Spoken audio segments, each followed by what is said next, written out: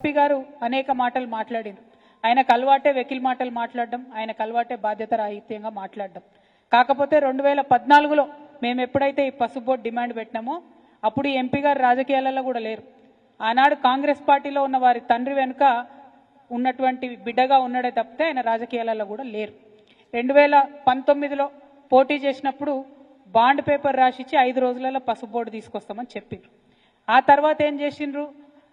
పసుపు బోర్డు కాదు, స్పైసెస్ బోర్డే చాలా బాగుంటుంది అని చెప్పడం జరిగింది. మరి ఈ స్పైసెస్ బోర్డు కూడా ఈ ఎంపీ గారు తీసుకొచ్చిండ్రా? తీసుకురాలే.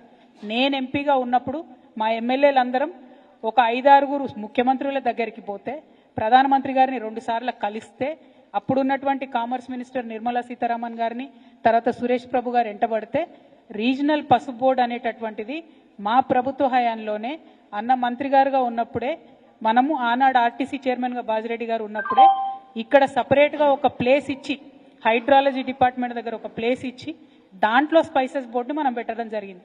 అది కూడా నా గొప్పతనమైన ఇవాళ అరవింద్ గారు మాట్లాడడం నిజంగా హాస్యాస్పదం. ఇంకో మాట ఏమన్నాడు ఆయన? స్పైసెస్ బోర్డు బెంజ్ కార్ లాంటిది, పసుపు బోర్డు అంబాసిడర్ కార్ లాంటిది.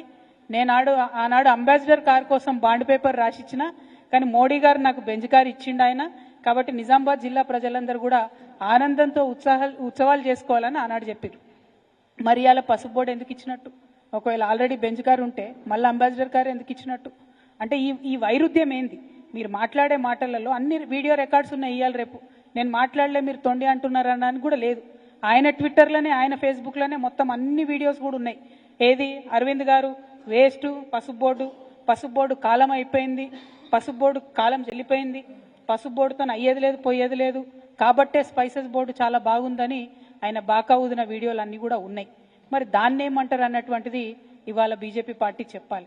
ఎప్పటికప్పుడు ఆనాటి మందమే మాట్లాడి తప్పించుకొని తిరుగుదామంటే ప్రజలు ప్రతి ఒక్క విషయాన్ని గమనిస్తారన్న విషయం రాజకీయాల్లో ఉన్న ప్రతి ఒక్కరం కూడా చూసుకోవాలి. హుందాగా మాట్లాడాలి. మీరు పసుపు బోర్డు తీసుకొచ్చిరు, సంతోషం, వెల్కమ్ చేస్తున్నాం. చాలా సంవత్సరాల డిమాండ్, మంచిది, ఇబ్బంది లేదు. కానీ పసుపు బోర్డు ఒక్కటే అంతిమ సొల్యూషన్ కాదు. దీనికి త్రిముఖ వ్యూహం ఉండాలి. ఆ త్రిముఖ వ్యూహంలో ఇంకొకటి, ఖచ్చితంగా పసుపుకు మద్దతు ధర రావాలి. మూడవది, మన దేశంలోకి వచ్చేటటువంటి పసుపు దిగుమతులన్నీ కూడా ఆగిపోవాలి.